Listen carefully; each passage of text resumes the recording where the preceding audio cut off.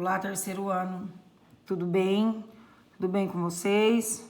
Espero que sim. Pro já tá sentindo falta da gente estar em sala de aula, conversar um pouquinho, né? Olhar um no olho do outro. Mas vamos lá.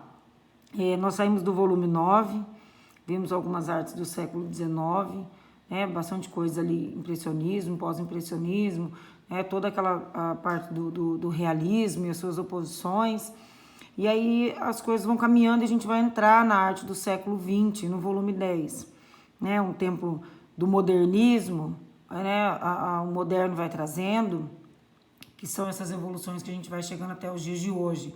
Né? Toda essa oposição à arte acadêmica continua a partir do século XX. Tá?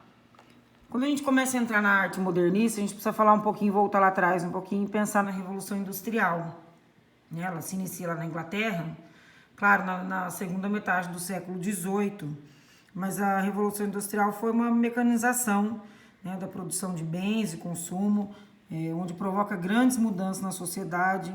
Surge o proletariado, né, onde ele começa a vender o seu trabalho em troca de salário. Há poucas décadas a produção fabril se expande para outros países, começa a ter essa expansão de grandes fábricas.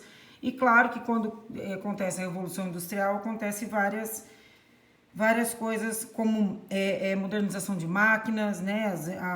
A própria energia, matéria-prima vai melhorando, vão todo mundo se modernizando.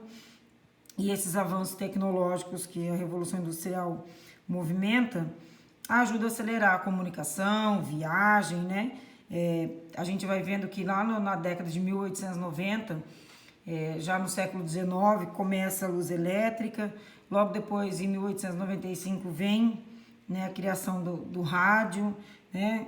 Os carros no início do século XX. 1950, a TV e já o início dos computadores, até a gente chegar no século XX. Então, graças à Revolução Industrial, vai surgindo toda essa modernização, né, e essa facilidade para que isso venha vindo.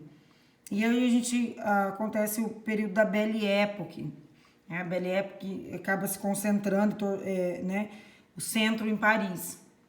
A Belle Époque, a gente já falou um pouquinho, é aquele período de avanço científico, o avanço do desenvolvimento, né, uma época de trazer grandes revoluções. E aí Paris, né, ela se torna o lugar que os artistas escolheram para morar, devido a essa evolução e, claro, né, seus charmosos cafés e elegantes espaços da cidade, né? Paris sempre foi uma cidade encantadora, né, com muitas coisas interessantes, então para os artistas era isso que eles buscavam. E aí ela se torna o centro da Belle Époque, até porque Paris tem uma vida social intensa, né? E os artistas gostavam disso, gostavam de reuniões e do que eles podiam fazer aí para estar junto e trazendo essa modernidade, como que a gente pode dizer, esse confronto com a sociedade, né? E é claro que a gente entra em algumas transformações que foram, né, que aconteceram na Europa no final do século XIX, no início do século XX, que vão possibilitando o desenvolvimento tecnológico, científico e a criação de novas práticas artísticas. Se tem toda uma evolução vindo em todas as áreas, na parte artística também. Então a gente vai ver desenvolvimento em tinta, desenvolvimento em pincel, desenvolvimento em cores, desenvolvimento em várias partes realistas, né? Os artistas começam a se preocupar com outras coisas, eles não têm mais aquela obrigação de fazer com que aquilo se torne real ou uma pintura muito real, porque aqui a gente já entra com a fotografia. Os novos materiais e novas temáticas inspiraram os artistas, além de inovarem as técnicas de produção de sua arte, e criar diversas escolas artísticas com diferentes perspectivas e abordagens. A visão baseada na ideia de inovação levou esses movimentos artísticos desse período a uma oposição à sociedade vigente. Aqui que vai chegar o nosso ponto interessante. Sempre que os artistas vão criando novos movimentos, eles estão se opondo a alguma coisa, né? Então aqui eles já estão se opondo à sociedade. Ou seja, coisas novas virão, coisas novas serão criadas, né? A gente tem que lembrar que o século XX desculpa, do século XX, né, é um dos períodos mais agitados da história. É um século de grande descoberta, tem tragédia, conquista importante, né, passaram por 2 guerras mundiais, invenção do avião, foguete, chegada do homem à lua, avanço na medicina, aparecimento de doença e até a revolução causada pela informática. Então, enfim, tudo que acontece nesse período, né, influenciado assim o artista moderno, tudo que vê com seu olhar sensível e passa a se expressar, influenciando por um mundo aí conturbado que o rodeia. E aí, claro que ele vai se opor a uma sociedade, né, que vem, uma sociedade tentando ditar regras. E artistas, a gente já falou bastante sobre isso. Eles não gostam somente de seguir, eles gostam de seguir somente as regras que eles têm. Então, o conjunto de expressões que marcaram a primeira metade do século XX foi atribuída a denominação do modernismo, né, o movimento modernista.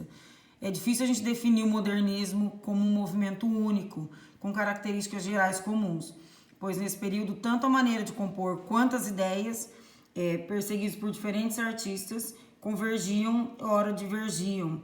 Então, o modernismo não tem assim aquelas características que se encaixam para todos eles. Então, eles vão criando, eles estão com uma liberdade muito grande de fazer mudança naquilo que eles querem. Nada de muita regra, nada de muita característica, de ter que seguir aquilo ali. Que nem a gente estava vendo lá atrás no impressionismo, por exemplo, que a pincelada tinha que ser naquele formato, tá? Então, a gente vai vendo que as coisas vão mudando. E quando a gente fala em mudança, a gente fala em modernismo, a gente fala em vanguardas artísticas ou as vanguardas europeias. Aqui sim, a gente vai começar a ver uma grande mudança e a gente vai começar a ver coisas bem diferenciadas. Só que o que são as vanguardas artísticas ou o que são as vanguardas europeias será a atividade de vocês para essa semana. Eu quero que vocês pesquisem o que são essas vanguardas, tá? O que é a palavra vanguarda, né? O que é a vanguarda artística? O que são as vanguardas europeias? Não precisam, vocês vão achar vários nomes, né? O cubismo, o expressionismo, o abstracionismo, não é para explicar cada um deles, não. Esse daí a gente vai vendo junto. Eu quero só que vocês pesquisem o que é vanguarda artística, o que são as vanguardas artísticas, o que são as vanguardas europeias, tá? Então essa é a nossa atividade para a semana, certo? Um abraço, fiquem com Deus, até a próxima.